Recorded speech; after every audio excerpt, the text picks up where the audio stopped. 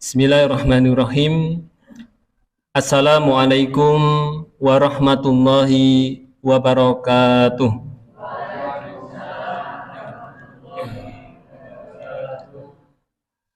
Alhamdulillah, alhamdulillahi hamdan katsiran tayyiban mubarakan fih kama yuhibbu rabbuna wa yarda. Wa asyhadu an la ilaha illallah wahdahu la syarikalah wa asyhadu anna Muhammadan abduhu wa rasuluh. Allahumma sholli ala Muhammad wa ala alihi wa ashabihi wa man tabi'ahum bi ihsanin ila yaumiddin. Amma ba'd. Ibu-ibu, bapak-bapak, jamaah salat maghrib Masjid Al-Misbahu yang semoga senantiasa dirahmati oleh Allah Subhanahu wa taala. Alhamdulillah, alhamdulillahirabbil alamin.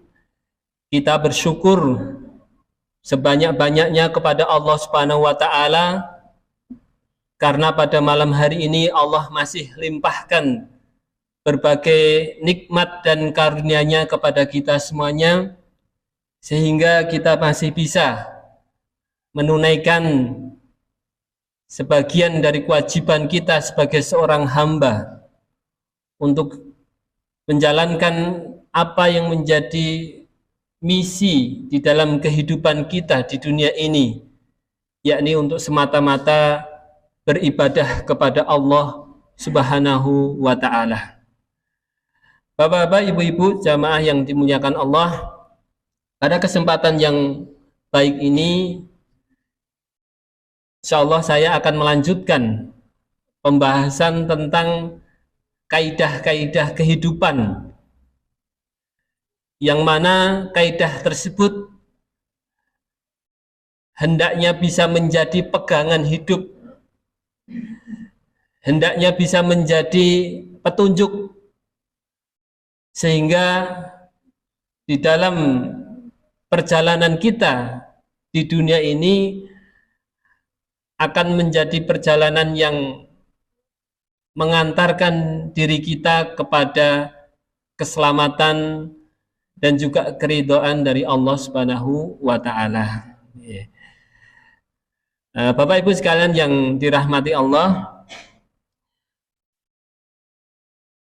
saya agak lupa ya, kira-kira pada untuk di Masjid Al-Misbahu ini kita sudah sampai kaidah yang nomor berapa begitu ya.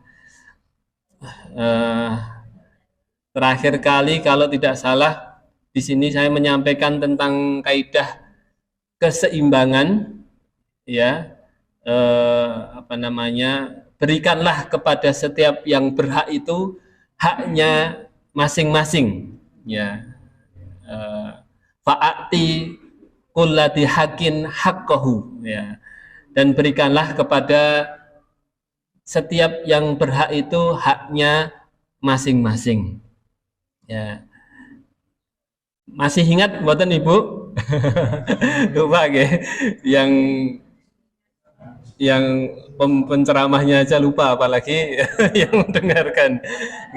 Tapi saya ingat saya itu sudah tentang perlunya kita menunaikan apa yang menjadi hak dari orang-orang yang ada di sekitar kita.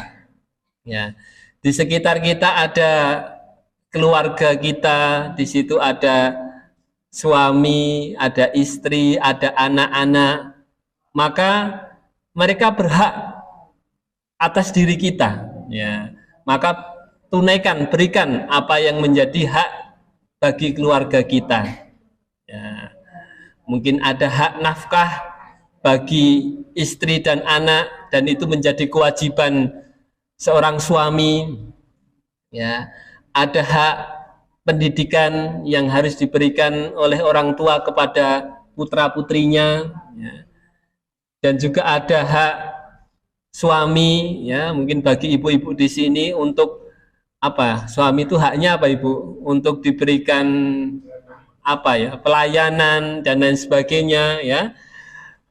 Kemudian juga selain keluarga ada hak tetangga, hak masyarakat, orang-orang yang ada di sekitar kita. Nah, maka mereka punya hak untuk dibantu kalau bagi yang membutuhkan, ya, hak untuk dijalin hubungan silaturahim, hubungan persaudaraan dan lain sebagainya, ya, itu menjadi hak daripada orang-orang yang ada di sekitar kita.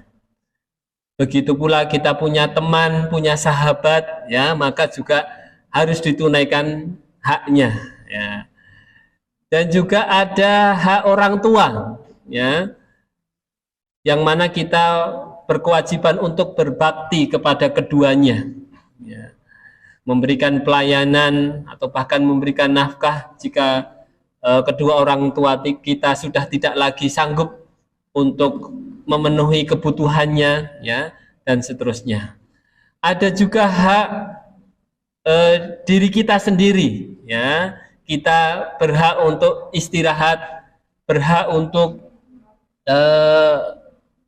mendapatkan atau melakukan hal-hal yang kita senangi, hal yang kita sukai, hobi-hobi kita, ya, itu silahkan, ya, diberikan haknya tersebut, ya, hak untuk istirahat, ya, dan lain sebagainya.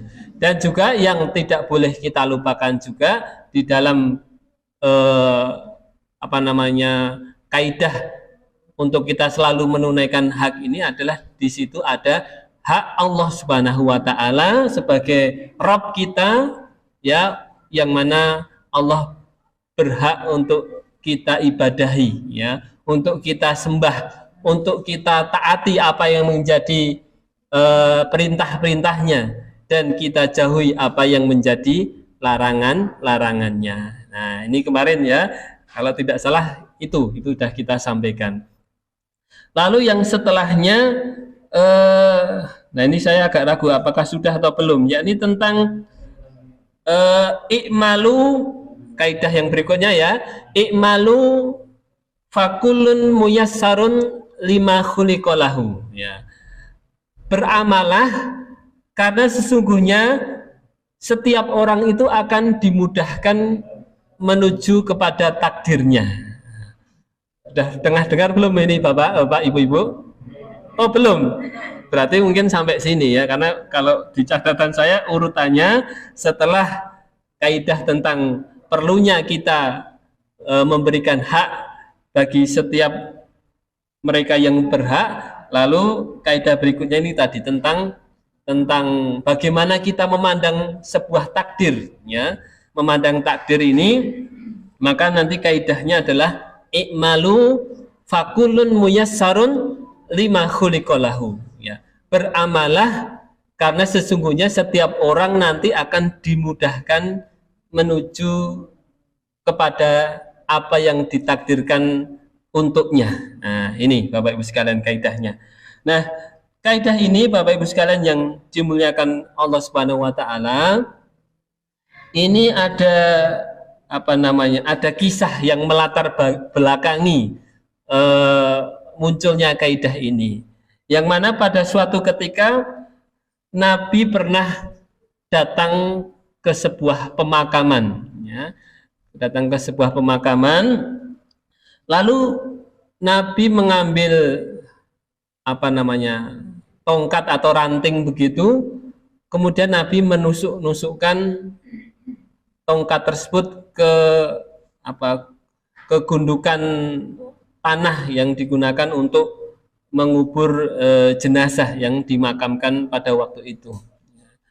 Nah, sembari Nabi menusuk-nusukkan tongkat tersebut, Nabi kemudian mengatakan, sesungguhnya setiap kalian sudah Allah tetapkan tempatnya nanti di surga ataupun di neraka. Ya, jadi Nabi itu mengatakan, di situ ada para sahabat yang menyertai Nabi SAW, maka Nabi mengatakan kepada mereka, sesungguhnya setiap kalian itu sudah Allah tetapkan tempatnya nanti di akhirat itu di surga ataupun di neraka. Nah, mendengar apa yang disampaikan oleh Nabi SAW tersebut, maka para sahabat bertanya-tanya, Bapak Ibu sekalian, ya Rasulullah, kalau seperti itu, lalu apa gunanya amal? Ya, apa gunanya kita mengerjakan suatu amal soleh, mengerjakan kebaikan-kebaikan ataupun ibadah-ibadah, ya? Untuk apa ya semua itu kalau pada akhirnya setiap diri kita ini sebetulnya sudah jelas tempatnya di akhirat kelak itu masuk surga atau masuk neraka. Lalu apa gunanya amal? Nah, ini yang menjadi pertanyaan dari para sahabat pada waktu itu. Nah, mendapat pertanyaan dari sahabat tersebut, maka Rasulullah Shallallahu Alaihi Wasallam lalu mengatakan kaidah ini tadi, ya. Nabi mengatakan i'malu, ya, fakulun muyassarun lima khuliqalahu, ya. Tetaplah beramal, ya, jangan tinggalkan amal, ya. Tetap beramal, ya, lalu tetap lakukan kesolihan-kesolihan, lakukan kebaikan-kebaikan, ya, karena sesungguhnya kata Nabi, setiap kalian nanti akan dimudahkan menuju kepada takdirnya. Nah, ini tadi yang kemudian menjadi kaidahnya. Nah, ini Bapak Ibu sekalian yang dimuliakan Allah Subhanahu wa taala, ya.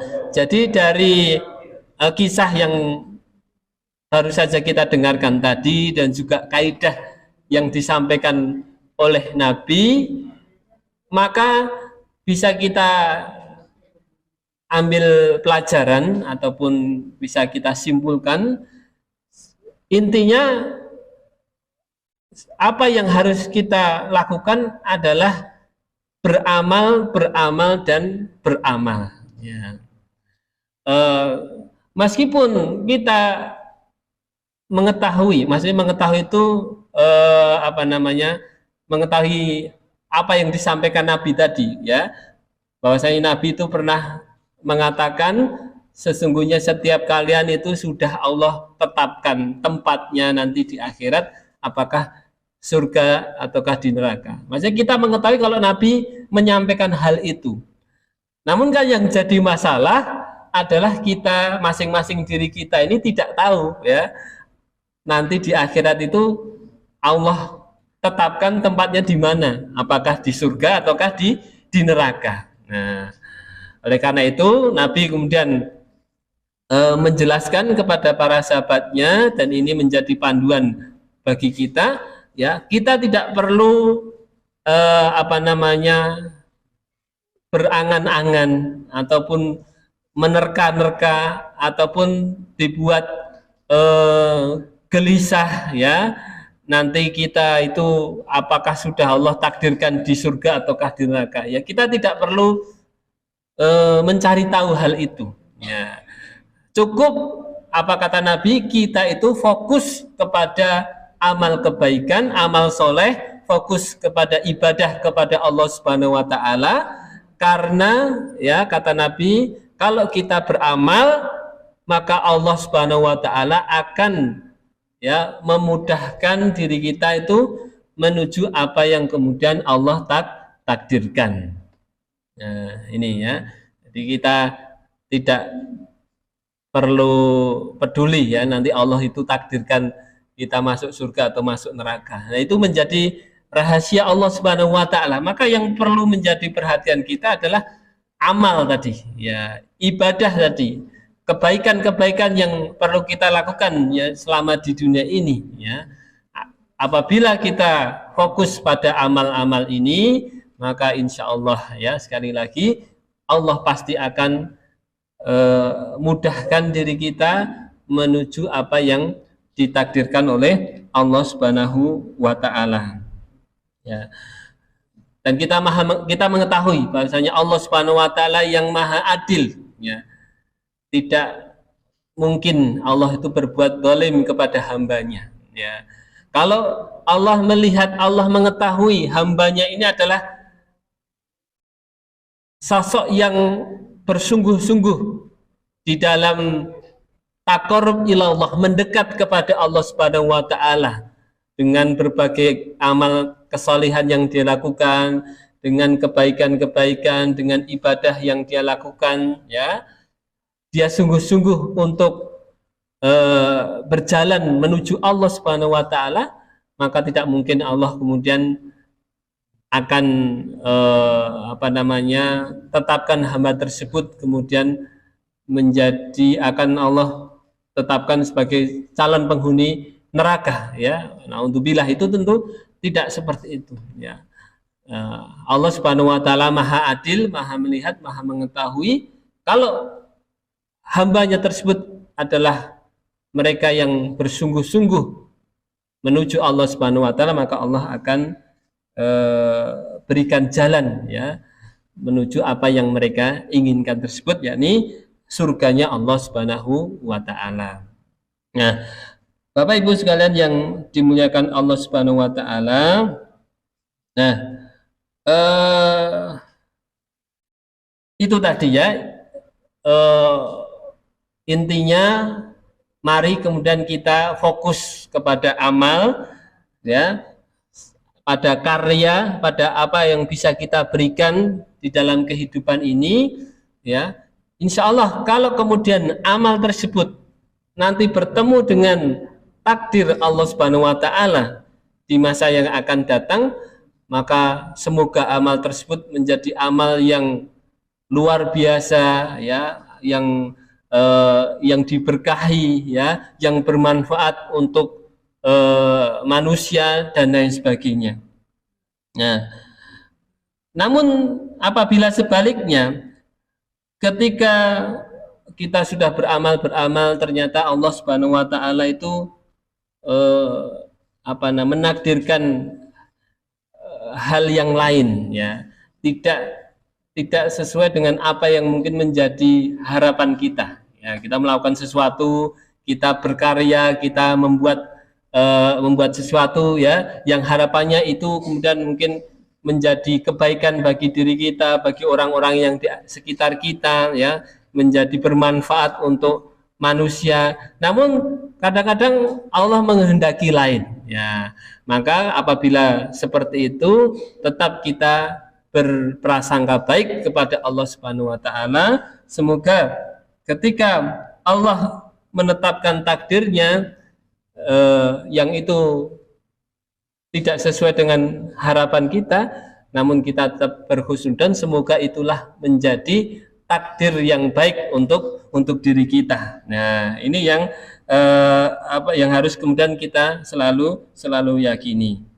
Nah, Bapak Ibu sekalian yang dimuliakan Allah Subhanahu wa taala, itu tadi, ya, berkaitan dengan kita memandang takdir yang Allah tetapkan, ya, maka fokuslah kepada amal, fokuslah pada ibadah, ya. Sekali lagi insya Allah akan mudahkan menuju apa yang Allah takdirkan kepada diri kita, ya. I'malu fakullun muyassarun lima khuliqalahu, ya.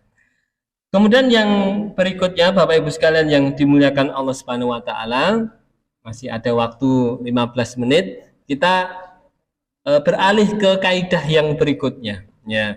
Kaidah berikutnya yakni tentang pentingnya kita mengenali diri sendiri. Ya. Kaidah ini berbunyi,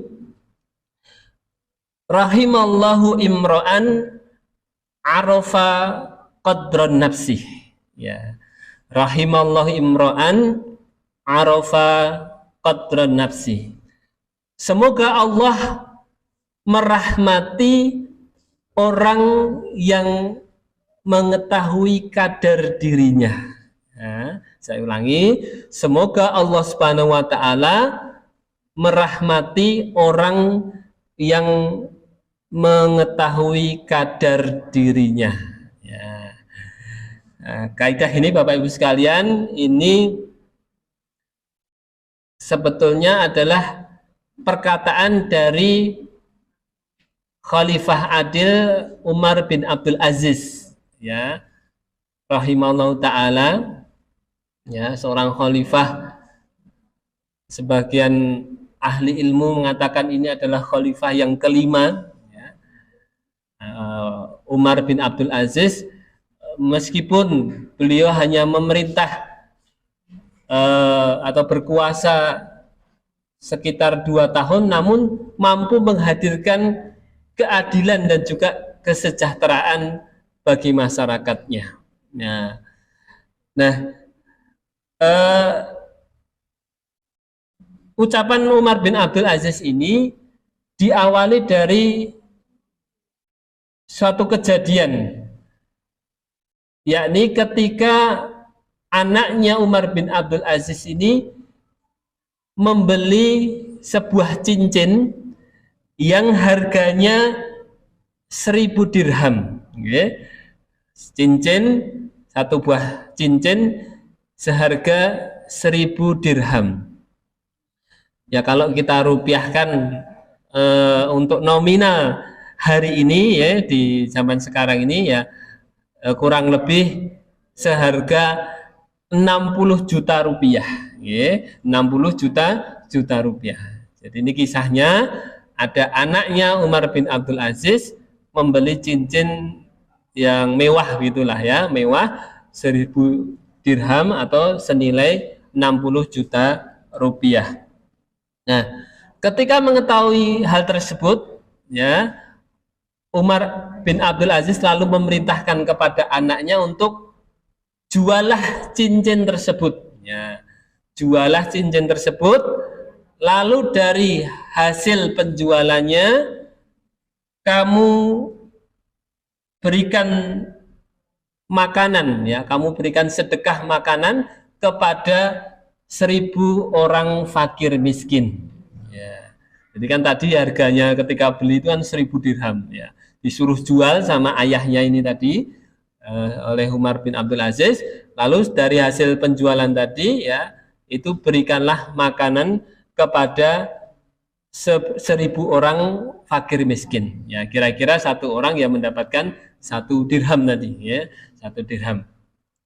Lalu Umar bin Abdul Aziz kembali mengatakan kepada anaknya, setelah itu, setelah kamu jual cincin yang mahal tadi itu, yang mewah tadi, lalu kamu silahkan, ya, kamu beli saja cincin yang seharga 1 dirham, 1 dirham, ya, beli cincin yang 1 dirham saja, ya, cincin besi, ini malah dikatakan belilah cincin besi yang seharga 1 dirham saja. Nah, lalu ukirlah di cincin bersih tersebut, ya, disuruh mengukir, ya, ukirlah di cincin yang kamu beli tadi, cincin besi, ukirlah tulisan ini, ya.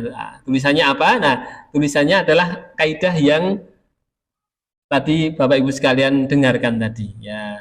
Umar bin Abdul Aziz memerintahkan kepada anaknya untuk mengukir tulisan di cincin besinya adalah rahimallahu imra'an arafa qadran nafsih, ya. Semoga Allah merahmati orang yang mengetahui kadar dirinya, ya.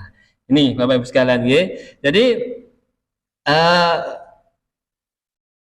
meskipun ini adalah nasihat seorang ayah kepada anaknya, namun apa yang dikatakan Umar bin Abdul Aziz ini sesungguhnya merupakan kaidah yang sangat luar biasa, Bapak Ibu sekalian, ya, yang itu bisa kita jadikan pegangan atau panduan di dalam kehidupan kita, ya.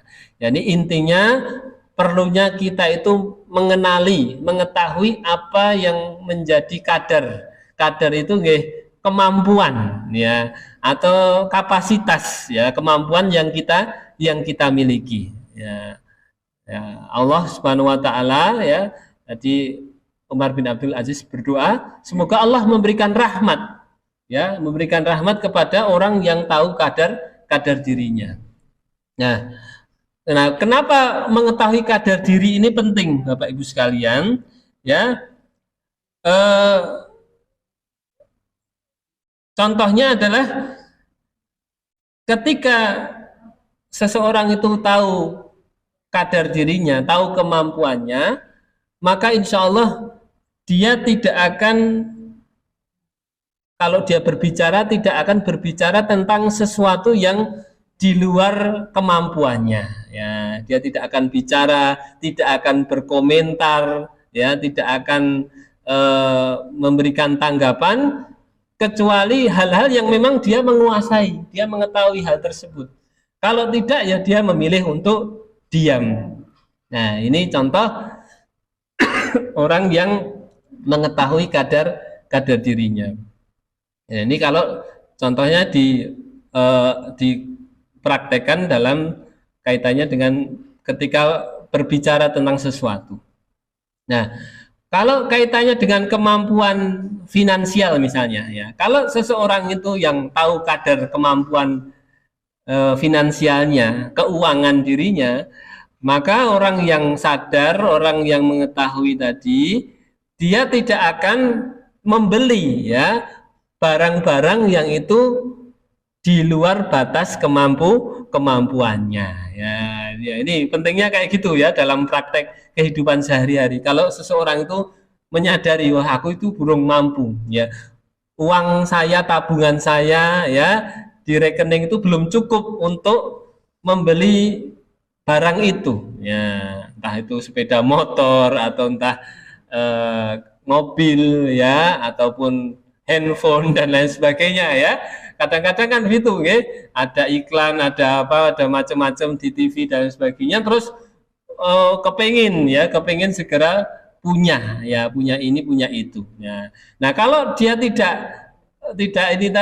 mengetahui kadar dirinya, kemampuan dirinya, kemudian dia pokoknya langsung hajar gitu aja, ya, langsung beli, gimana caranya keinginannya tadi terpenuhi, ya, meskipun uangnya pas-pasan, gimana caranya, itu harus utang, harus kredit, harus kalau itu bisa segera didapatkan. Nah, ya bagaimana caranya biar bisa didapatkan. Nah, kalau yang seperti itu artinya orang yang memaksakan diri, ya, membeli sesuatu yang di luar batas kemampuannya, maka ini nanti akan menjadi masalah, ya, akan jadi masalah. Begitu pula tadi kalau orang itu berbicara, komentar gitu, ya, tentang sesuatu yang dia tuh sebetulnya tidak menguasai, ya. Ini misalnya kok komentar bangunan Masjid Al-Misbahu, ini Masjid Al-Misbahu ini kok kayaknya desain kayak apa ini, kok kayak enggak itu apa namanya, desainnya kok enggak jelas, ini kayak miring-miring dan sebagainya. Ini misalnya, ya, ada orang yang berkomentar seperti itu. Nah, ini kalau dia sebetulnya tidak paham tentang bangunan, tentang arsitek, ya itu tadi, ya, akan jadi masalah, ya, kalau berkomentar tentang hal-hal yang kemudian dia tidak memiliki kemampuan dalam hal tersebut. Nah, itu sebagian dari apa namanya, penerapan kaidah ini tersebut, Bapak Ibu sekalian. Nah, kemudian yang kedua bisa juga, nah, kalau seseorang itu mengetahui kadar dirinya, kemampuan dirinya itu yang sebenarnya, yang sesungguhnya, maka juga jangan melakukan sebaliknya. Jangan dia itu kemudian memilih untuk melakukan hal-hal yang lebih rendah, ya, atau hal-hal yang lebih apa namanya, yang lebih berada di bawah kemampuannya, ya. Kalau dia punya harta misalnya, ya, hartanya banyak, ya, kalau bersedekah jangan apa tadi, hanya cuman sedikit saja, ya, ini berarti tidak mengetahui kadar dirinya, kemampuannya, ya. Kalau dia punya kemampuan harta yang lebih, ya, kalau berinfak, bersedekah, ya harus yang lebih, begitu. Nah, ini pentingnya kalau mengetahui kadar dirinya, ya. Atau kalau kemudian dia menyadari saya itu masih sehat, ya, masih kuat, masih muda, gitu, ya. Kalau sholat bisa kok kalau 11 rakaat. Nah, sebetulnya bisa. Tapi kalau kemudian dia hanya sebetulnya mampu mengerjakan sholat malam misalnya 11 rakaat kok, tapi malah milih hanya 2 rakaat saja. Nah, ini namanya tadi tidak sadar, tidak mengetahui kadar dirinya, ya. Maka tadi, ya, Umar bin Abdul Aziz sampai mengatakan, semoga Allah merahmati seseorang itu yang mengetahui kadar kadar dirinya. Jadi kalau seorang itu sadar kemampuannya, sadar kapasitasnya, itu ya bertindaklah ya sesuai dengan kadarnya tadi ya, berbicaralah apa yang menjadi tema-tema yang dia kuasai, yang dia memiliki ilmu tentang hal tersebut, dia punya keterampilan tentang hal tersebut, punya pengalaman ya, dan membatasi diri untuk hal-hal yang dia tidak punya pengalaman, tidak punya mengetahui ya. Begitu pula dalam tadi kalau dalam kaitannya dengan jual beli ya, itu ya jangan membeli hal-hal yang di luar batas kemampuannya. Nah, ini yang kedua. Kemudian yang ketiga ya, bisa juga kaidah ini Bapak Ibu sekalian kita manfaatkan kaitannya dengan eh, kedudukan kita di hadapan Allah Subhanahu wa taala ya. Jadi kalau kita mengetahui kadar diri, oh aku ini sebetulnya hanya hamba ya, hanya hambanya Allah yang lemah ya, yang tidak berdaya apa-apa ya, kecuali kalau Allah memberikan kekuatan ya. Maka kalau kita merasa seperti itu Bapak Ibu, sadar sadar diri kita ya, sadar bahwa kita itu hamba yang lemah, yang membutuhkan Allah Subhanahu wa taala, ya itu tadi, maka kita akan menjadi hamba yang selalu apa namanya?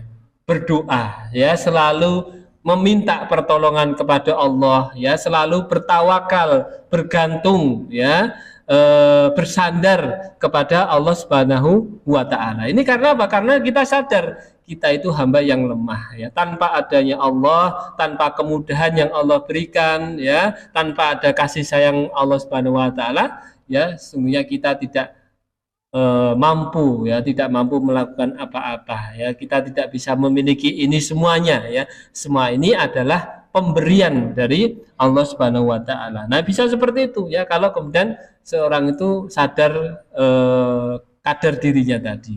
Begitu pula nanti di tengah-tengah masyarakat ya, orang yang mengetahui kadar dirinya tadi, dia tidak akan bersikap sombong ya, tidak akan bersikap sombong ya, tidak akan membanggakan dirinya ya di hadapan orang lain ya. Begitu pula juga dia tidak akan meremehkan orang lain ya, karena kan sombong itu maknanya adalah batarul haq wa ghamtun nas ya, ketika orang sombong itu adalah orang yang menolak kebenaran dan juga meremehkan atau merendahkan orang lain ya.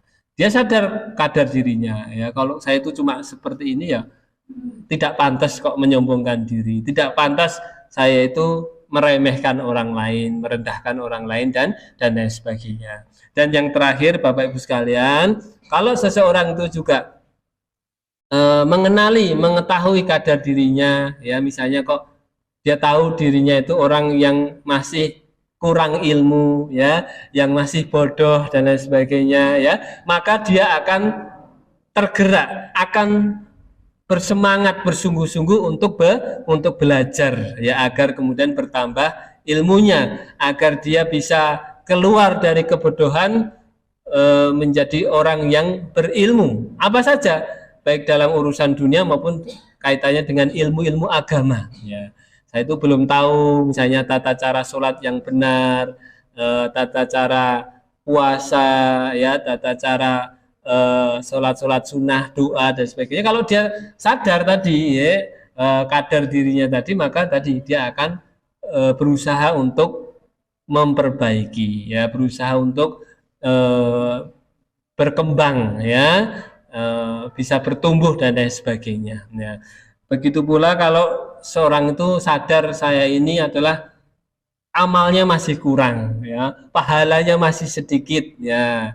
Nah, itu kemudian dia juga akan termotivasi ya untuk memperbanyak amal kebaikan, memperbanyak amal soleh dan ibadah kepada Allah Subhanahu wa taala sebagai bekal ya nantinya untuk kembali kepada Allah Subhanahu wa taala. Nah, ini mungkin Bapak Ibu sekalian yang dimuliakan Allah Subhanahu wa taala ya. Ada dua kaidah yang kami sampaikan pada kesempatan malam hari ini. Yang pertama tadi, Ikmalu ya fakulun muyassarun lima khuliqalahu ya, beramalah karena sesungguhnya setiap kalian akan dimudahkan menuju takdirnya. Dan yang kedua ini adalah kaidahnya rahimallahu imra'an arafa qadran nafsi ya, semoga Allah merahmati orang yang mengenal atau mengetahui kadar dirinya. Demikian mungkin apa yang bisa kami sampaikan, Bapak Ibu yang dimuliakan Allah Subhanahu wa taala. Semoga yang sedikit ini bermanfaat untuk kita semuanya. Kami akhiri, subhanakallahumma bihamdik asyhadu alla ilaha illa anta wa astaghfiruka wa atubu ilaik. Akhirul kalam billahi taufik wal hidayah. Assalamualaikum warahmatullahi wabarakatuh.